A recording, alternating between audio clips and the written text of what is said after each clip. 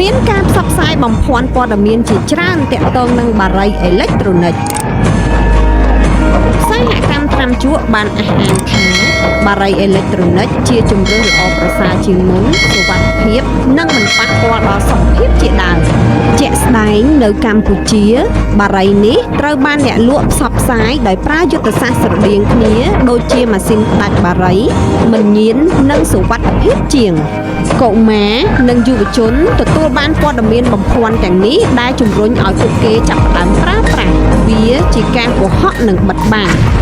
បារីអេឡិចត្រូនិកមានគ្រោះថ្នាក់ដូចបារីធម្មតាដែរនេះជាផុសតាងបើទោះបីកម្ពុជាបានហាមការប្រើប្រាស់ការធ្វើអាជីវកម្មនិងការនាំចូលបារីអេឡិចត្រូនិកក្តីការផ្សព្វផ្សាយព័ត៌មានបំភាន់ទាំងនេះនៅតែបន្តយើងគាំទ្ររដ្ឋាភិបាលក្នុងការរឹតបន្តឹងវិធានការបង្ការបញ្ឈប់ការប្រើប្រាស់ការធ្វើអាជីវកម្មនិងការនាំចូលបារីអេឡិចត្រូនិកគ្រប់ប្រភេទ